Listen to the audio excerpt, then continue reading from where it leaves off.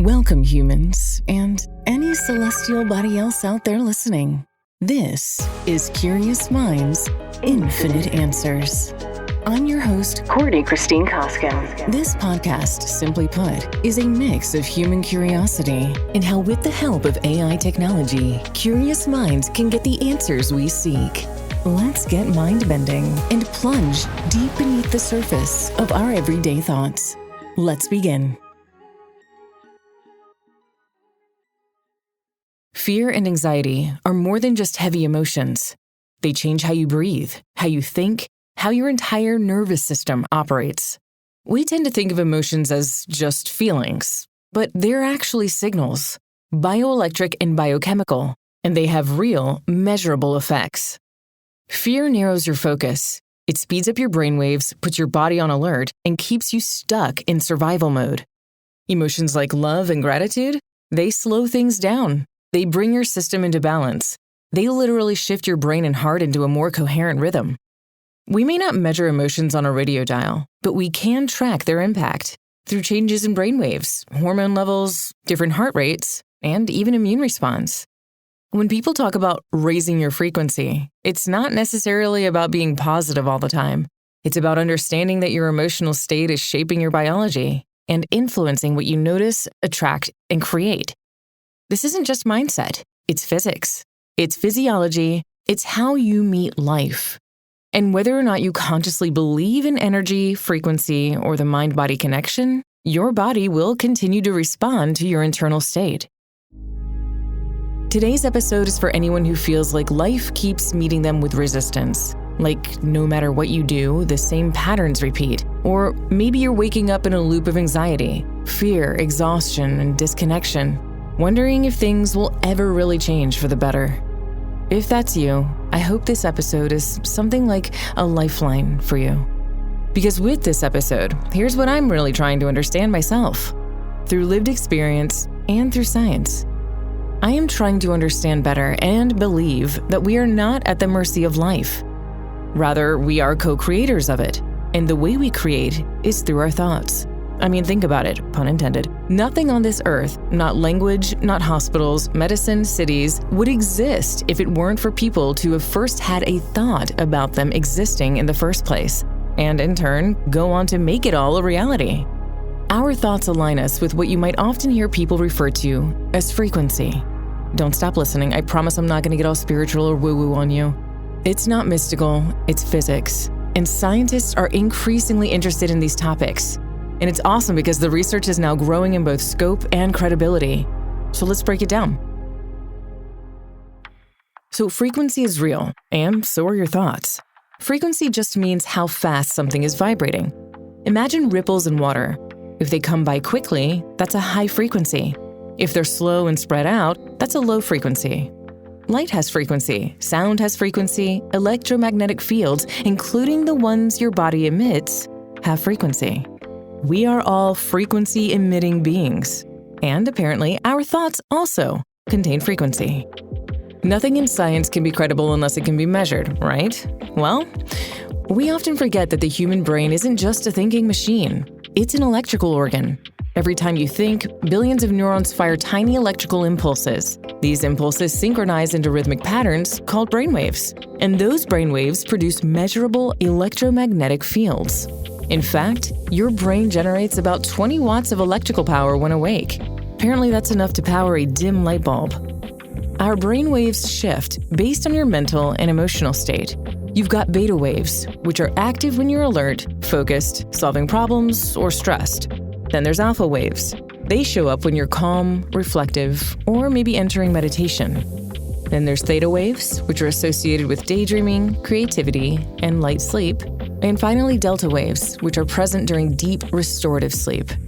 These waves are then measured in hertz.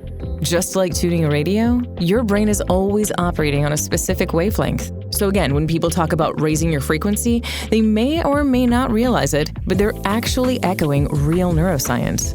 Now, from brain to heart. Studies now confirm that the heart also generates its own electromagnetic field. one that's 60 times stronger electrically and up to 5,000 times stronger magnetically than the brain's field. This energy radiates outward and interacts with the environment around you. Basically, this means your inner state of being, which houses your thoughts, emotions, and attention, isn't just internal. It's literally like a broadcast. And what you broadcast determines what you tune into.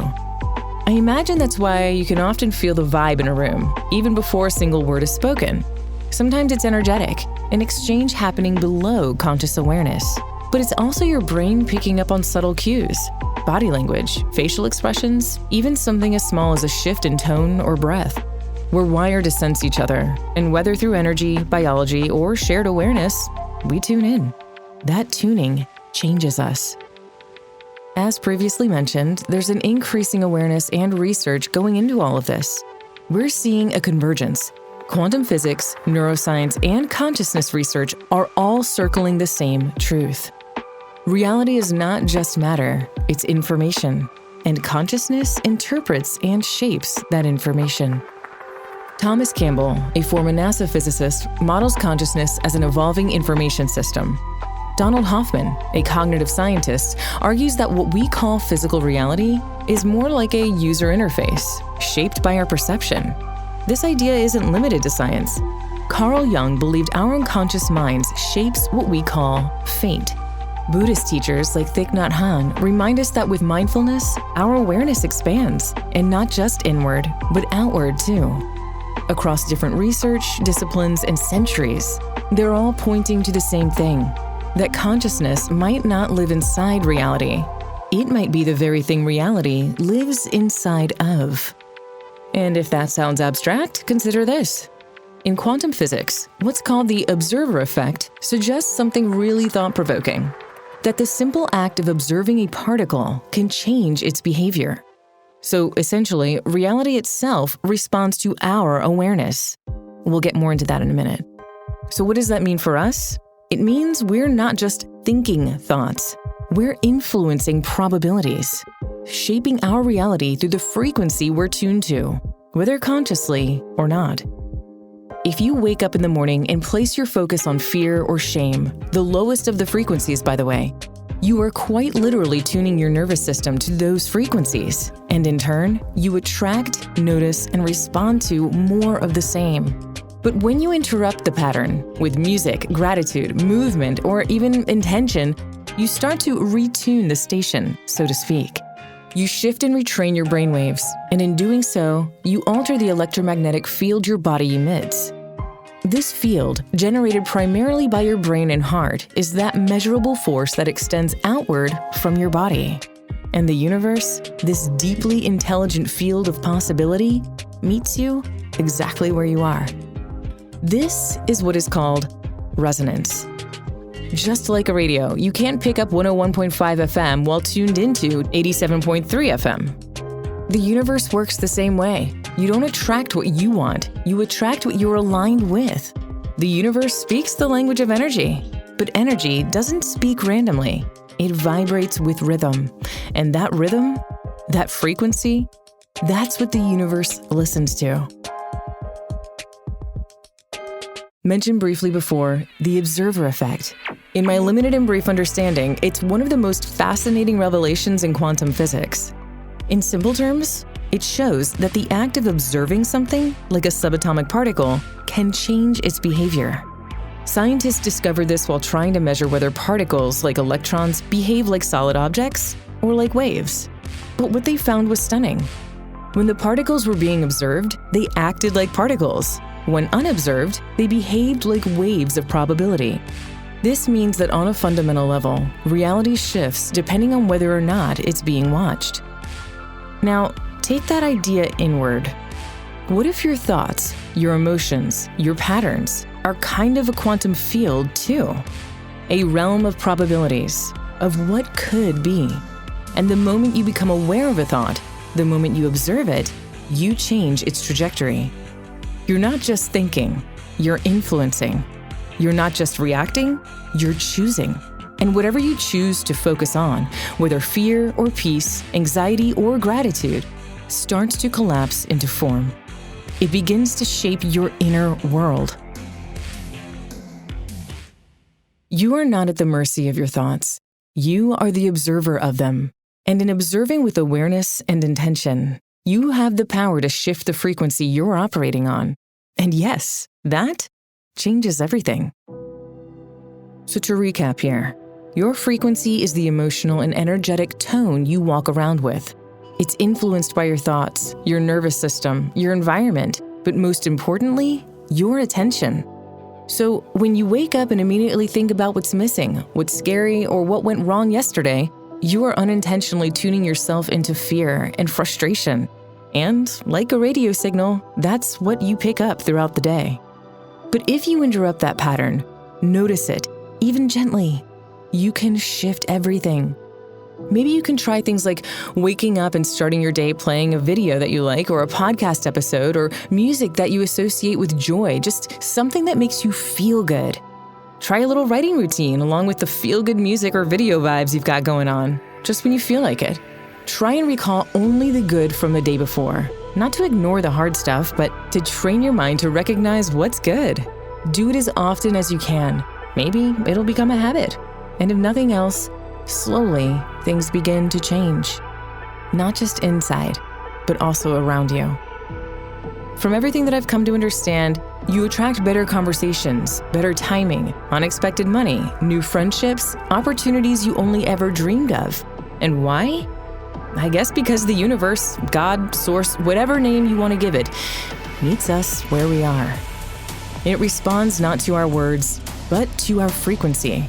And when our frequency says, I'm open, I'm grateful, I believe good things are possible, it mirrors that belief back to you through people, moments, and synchronicities you could never have orchestrated on your own. I know it sounds weird, but why not try, right?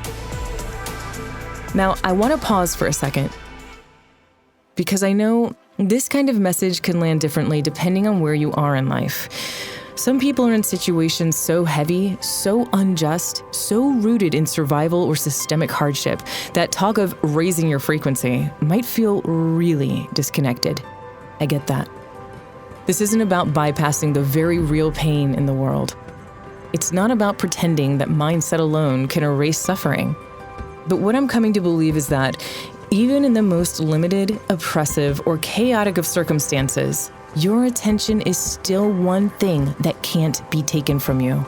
And that matters.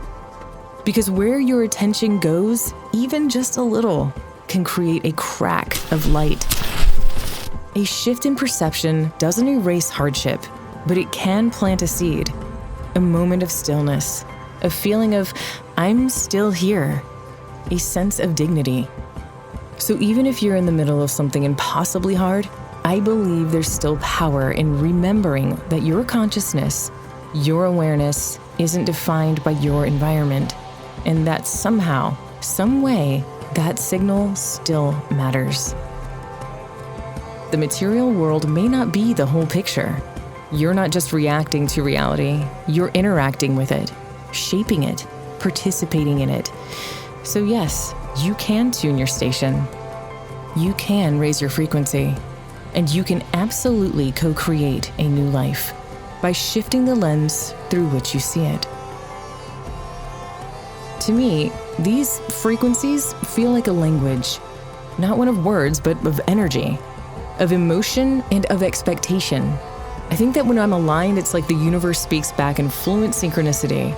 And when I'm disconnected, it gets quiet or loud in all the wrong ways. So today, wherever you are, whether you're low, hopeful, numb, or reaching for meaning, I invite you to become the observer again. Pause. Breathe. Choose one thought that feels just a little better than the last, because that's how we shift. And over time, the life you long for starts tuning itself to you, because you stopped chasing the signal and became it. So with all of that, just know that life isn't perfect and we're all where we are on our journeys in this life. All I'm trying to do is help myself and others figure out ways to make this life a little bit better. So thanks for being here in this moment. I'll see you on the next frequency.